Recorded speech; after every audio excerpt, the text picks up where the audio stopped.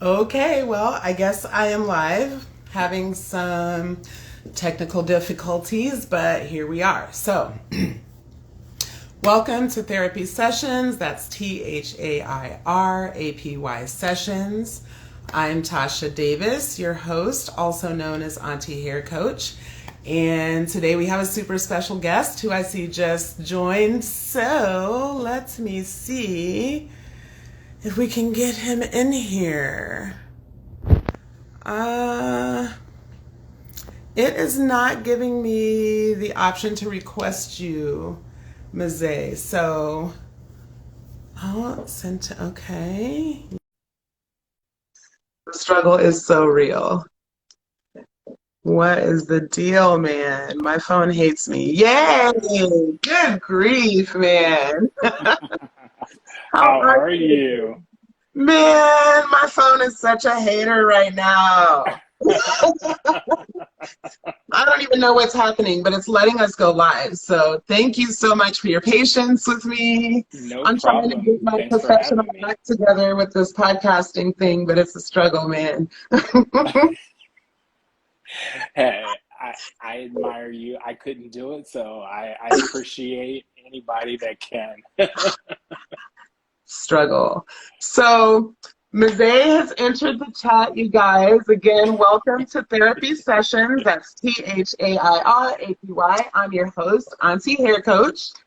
And today we are talking with Mezei, and I'm only giving you one name. And the reason why is because when I was researching you, I found out we had something in common, and Oh, that's what's that we that? both wanted to be rock stars when we grew up. Yes, yes, And rock stars yes. obviously only have one name. So, Hey, thank you. Thank you. Yes, I yes, totally agree. yeah, And we both are rock stars now, so look, we absolutely. made it. Absolutely. It's so crazy. So I was reminding you when I saw you this summer at the Textured Hair Elevated Yes, Summit about yes. when I met you for the first time. So for me, that was a very full circle moment and just kind of reinforced the idea that I was on the right path and you were like this little angel coming from heaven, like, Oh. yes, baby, you know. Thank So you. It was yeah, a full circle moment for me as well because I think as educators, we meet so many people, whether it's in class or on stage, and you always wonder, okay, were they really listening? Did I make an impact?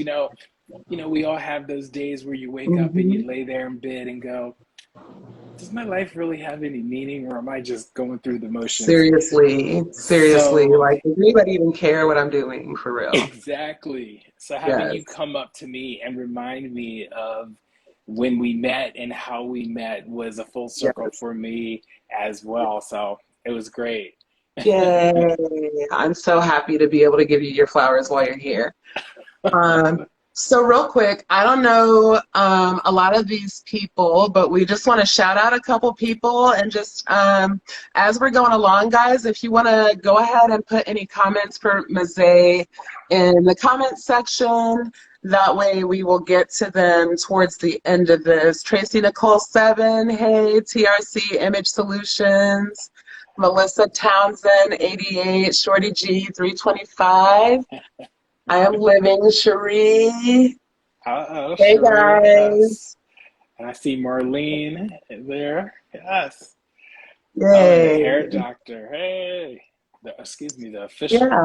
doctor. So I before we get started with like the nitty-gritty Yes. education portion of it, I was wondering about your name, so I asked you earlier. I hate to mispronounce people's names. It's like a pet peeve for me. So you told me that it's Mezei with a long Yes.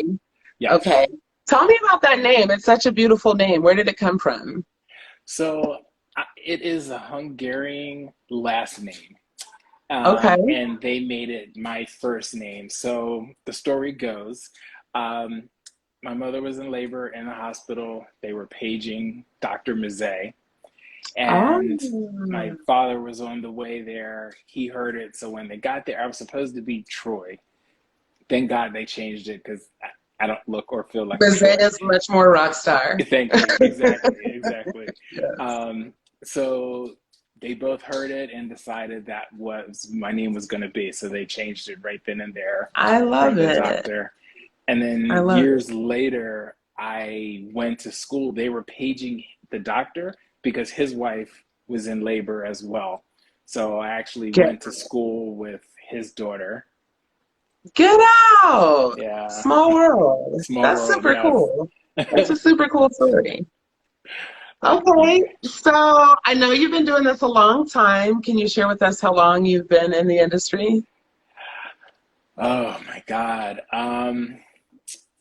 over 30 years. Yeah, probably. Yeah, getting close to Wow. 40 years now. Actually, I started doing hair like right out of high school. I Okay. didn't go to Votech though. I started to go to Votech and Okay. didn't want to leave my high school. I was at that age where I thought I had to stay with my friends or life was Of going to fall course. apart. Of course. Of course. um, Yeah. so went to hair school right after school because, as you said, I wanted to be a rock star. My dad was a lawyer, and he was like, "So, what are you going to do when you graduate?" And I was like, "Well, I'm going to be a rock star." And he said, "Well, can you sing?" And I was like, "I can hold a tune." He's like, "Do you play any instruments?" And I'm like, no, but you're missing the point here." He's like, Right? "No, you're missing the point here." Yeah. So that was kind of the background and all of the reasons that I wanted to be a rock star.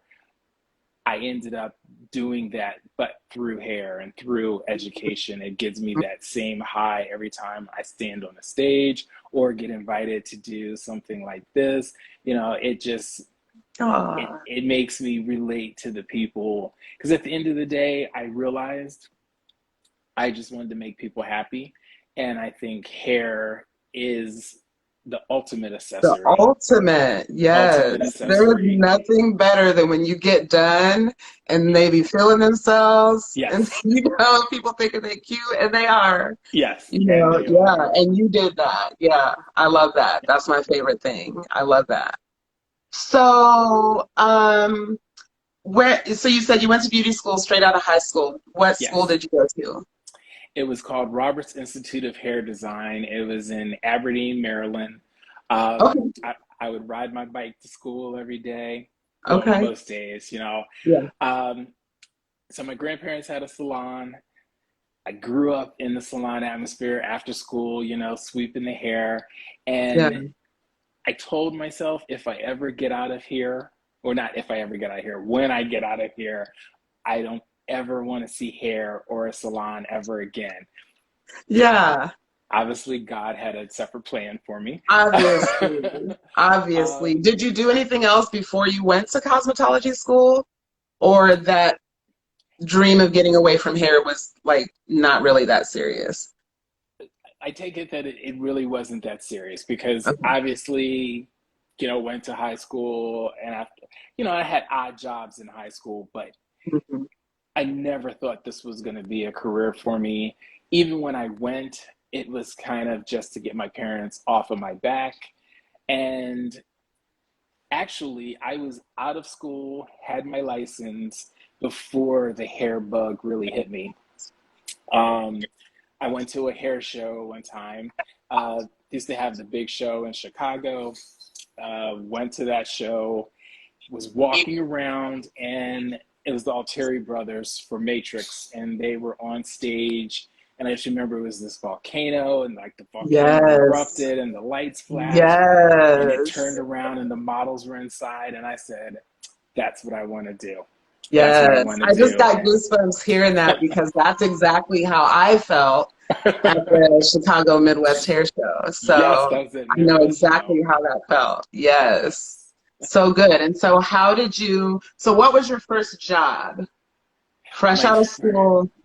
fresh. Oh, well, you're taking me way back here. Yeah. Um, Fresh out of school, my first job was at Regis Hairstyle. Yeah. It was in Bel Air, Maryland, in the Okay. mall. Okay. And it was kind of like a brand new salon. It was glass. So, I went in there and I felt like I was doing something. Yeah. And they were very beautiful when they first opened. They were good Yes, looking salons. they were Yeah. good looking I salons. mean, I'm Yes. sure they still are. I haven't been in a mall in like probably a decade, but Me either. Me either. Oh, yeah. oh, thank you, Cherie. Yeah. Oh, you're definitely a rock star in my eyes. Oh, yes. So, Yeah. how long were you there a long time?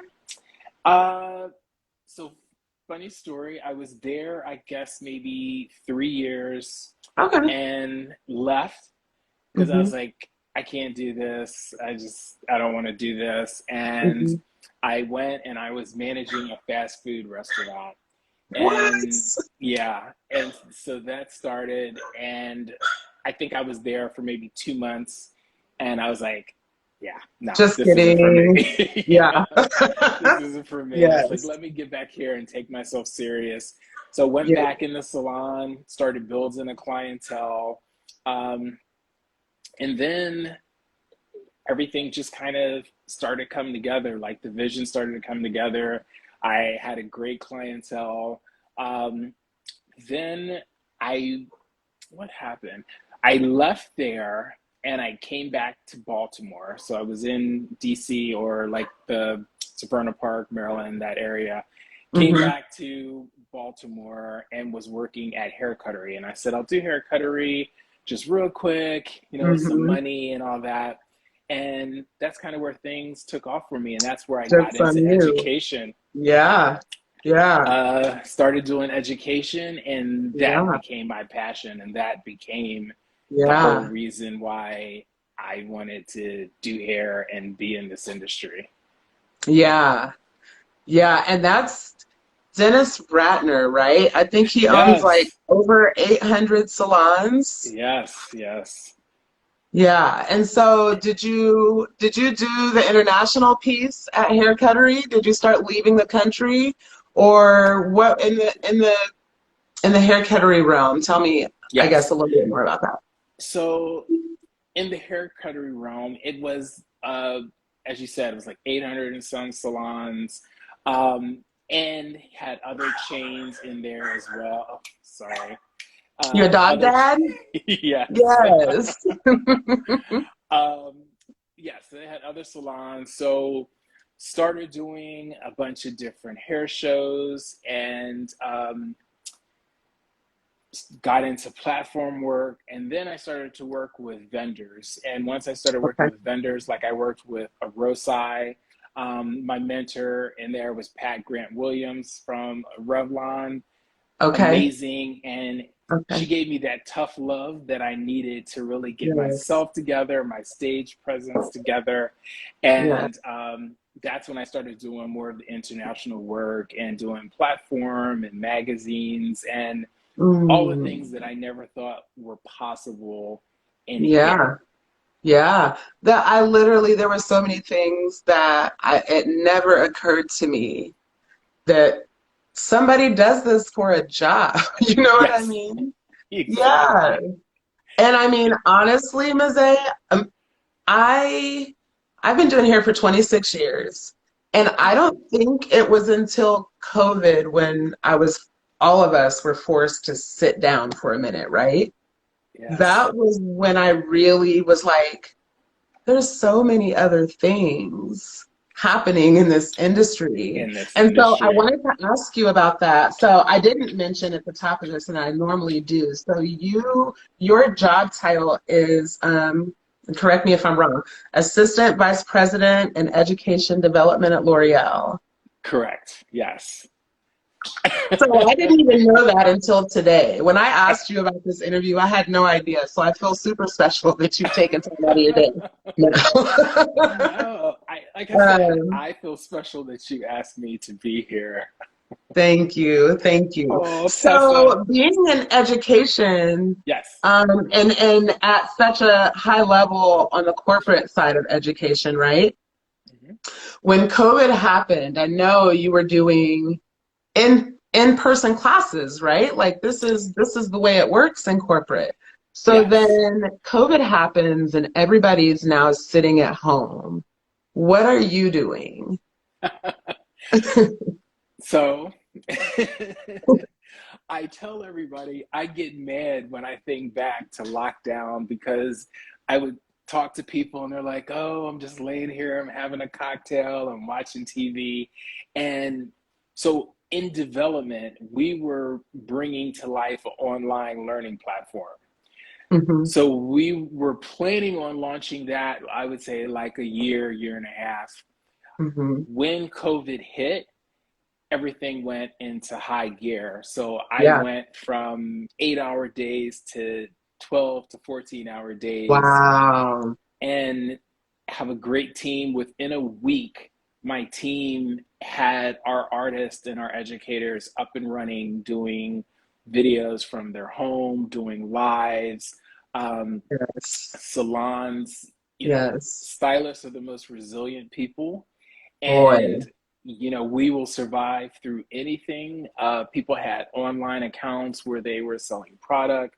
Salons were doing drive-bys. You just drive up, they'd give you your formula in one, and your developer go home, get on FaceTime. They would walk you through the Yes. process. I remember So seeing that. Yeah. I remember seeing yes. that. So with that, we had education every day. We had lives every day. So it really drove it into high gear.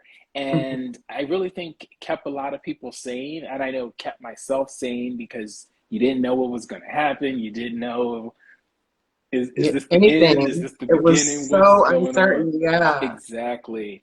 Yeah. Um, so I feel like it was a good thing to have work to throw myself into.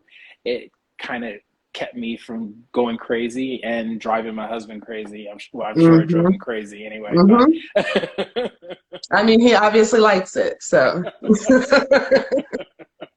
yes. yes. But yeah, so that was kind of it. So it really, I thought I would get to slow down and I didn't. It really kicked into high gear, which I'm Yeah. happy for. Sure. Sure. So, when you think about education, because it basically just turned on a dime, right? Just Hmm. within the last few years. Yes. What do you think about? Can you talk a little bit about, or I don't know if this is something you've even thought about, social media and influencers and how that's impacted education and whether or not that's something that even matters in terms of what you're doing. Does that make sense? Um, no, it makes sense. So I think I have to speak about it from two different aspects. Okay. Because since my brand now is a professional only brand, our influencers are actual licensed Mhm. stylists. Yes. So I think it's a difference from the hair influencers on more of the consumer side that aren't licensed. And don't get me wrong, I think there is a large percentage of them that give great advice, give great tips, great style and care. But then there's that other group that maybe gives like the urban legends and the myths and, oh, try this concoction and your hair is going to Mhm. grow to the middle. And Sure. I don't like to see that. Like I feel like if you're going to take information from, it's like a doctor. If I Hmm. had a pain in my stomach, I'm not going to call you and be like, oh, I got this pain on my left side. Can you diagnose it for me? Well, can Yeah. you prescribe something? I'm not You know, getting on WebMD either. Don't give me that. Yeah. exactly.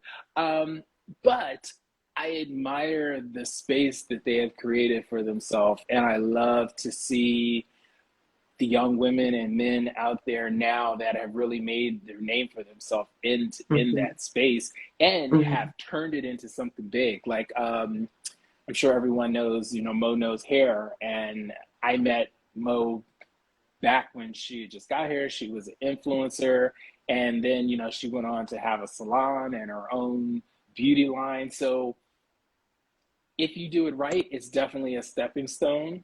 And Hmm. I've seen a lot of people that are doing it right. I got you. You know? I got you. So, what again, for the people that are here, that you're listening to Therapy Sessions. That's THAIRAPY Sessions. I'm your host, Auntie Hair Coach.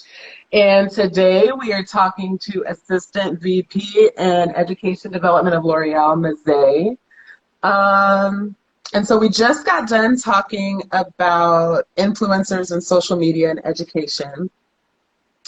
What would be your recommendation for any hairstylist that is, they're in the salon right now, they're working behind the chair, but they're thinking that education might be their thing?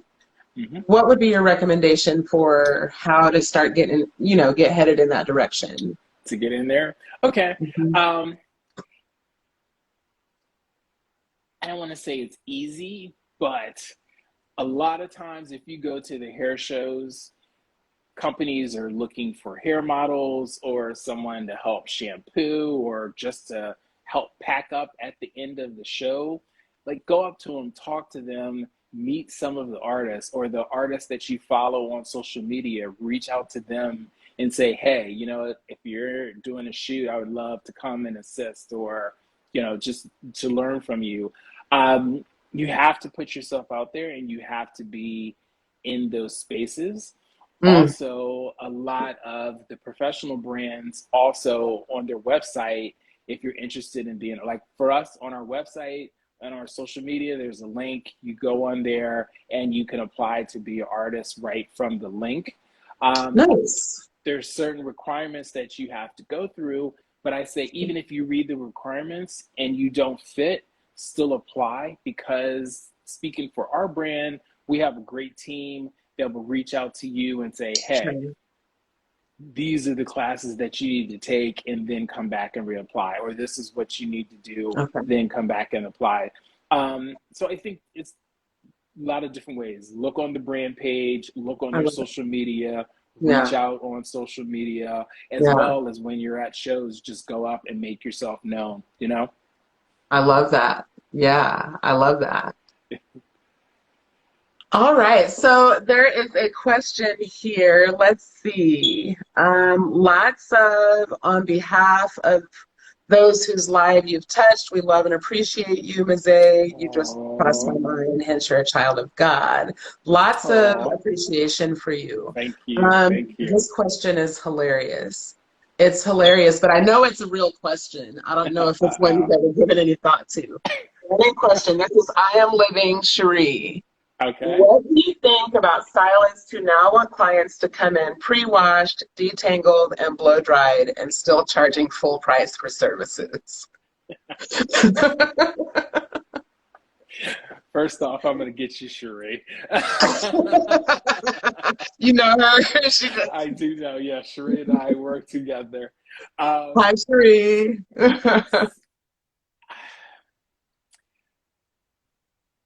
I only can speak for me personally. I want, when I go somewhere, I want that luxury experience. Agreed. And I don't feel me shampooing myself is going to A, get my hair as clean as it could be with someone else doing it. B, that luxury experience is minimized because I'm doing half of the I work. did most of the work. I Yeah. did most of the work. Yes. Yes. Now, Yes. there are times when I can see it, like braid shops. A lot of times you're going to be there for 5 or 6 hours. It's just kind of easy if you do all the pre work, you know. But I think if you're in a salon, you should either have someone to do it or do it yourself. I always like doing my own shampoos because I felt like hairdressing is such a personal skill, and it is one of the few legal professions where within 5 minutes of meeting somebody, you're touching them. Can physically touch them. You'll Yeah. physically touch them, Yeah. and Hmm. creating that bond and that one-on-one time with the client, that's where you get all your best information about them. Yeah. Because I was one of those stylists. Don't tell me what I can do, tell me what I can't do, and then let me figure out the rest. You know what I mean? Yes. Hmm. Just tell me what you don't like, and Yeah. then we can work from Give there. me my So boundaries and let's rock and roll. exactly, give me my boundaries. Let's rock and roll. I love Yeah. that. You can Yeah. see a T-shirt with that one. Yeah. I got it. All right. um, Send me one. I want yeah. one. So yeah. So for me, I always felt like you shouldn't do that. And if you are at the point in your business where you're so busy that that's what you need to do, then I think you need to bring on more help, pay it forward, get yourself some assistants or get Assistant, yeah, yourself some, yeah, apprentices and show sure, them the ropes. sure. I know if I could add 2 cents into that, Please, I don't yes. know that she wanted my my 2 cents, but I agree with everything you said. And whenever I see this discussion being had amongst stylists and clients, what it looks like to me is that clients are not understanding that what you're paying for when you're sitting in our chair is our time, and Mm-hmm. that time is money. And so all of those services that you just listed, that's an hour or more of time Yes. that you have to pay for. So if you want luxury, you have to pay for luxury. If you Yes. want a discount, then you get discounted services. You know what I mean? And I don't even Exactly. offer discounts anymore. If COVID didn't Yeah. teach me anything else, it was to enforce boundaries. Well, I'm um, glad that you said that because I used to tell people all the time, especially stylists. I feel like a lot of stylists don't always know their worth. And they're like, oh, well, I've got to give a discount for people to come. And I mhm. would always say, you know what? You're giving this discount so they'll come.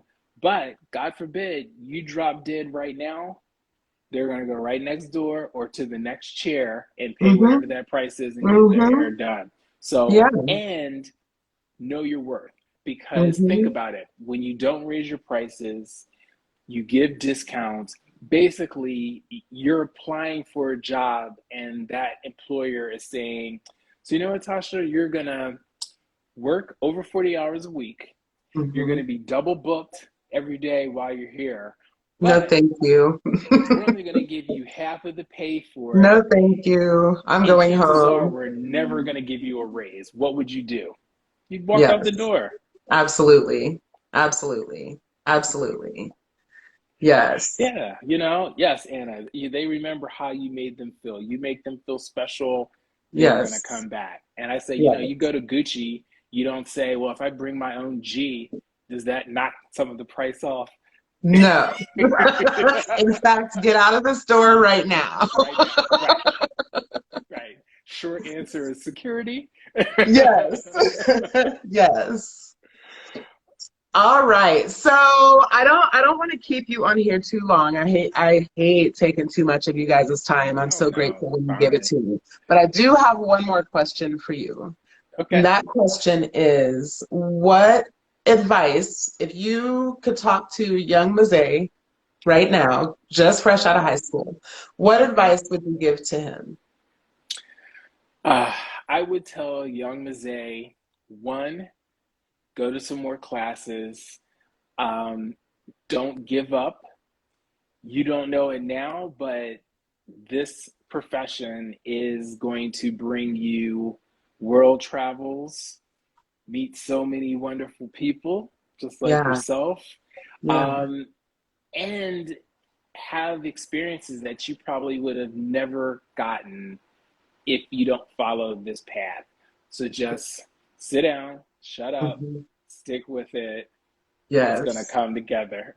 Yes, yes, such good advice. So I forgot to ask you, I don't, Yes. was it you that just came back from Switzerland? Somebody's in Switzerland. It was probably Shannon. Nah, it wasn't Oh, Shannon. Okay, Tara. but you just came Tara, back from maybe. somewhere. Did you go I just somewhere came good? back. I was in Mexico City. Yes, I Okay, was in London and Mexico City. Yes, and okay. then this weekend I'll be in Aspen. So Nice. Nice. all for Good stuff. work, all for work. Yeah. Yes. Yeah, but that's the best because you get paid to be there.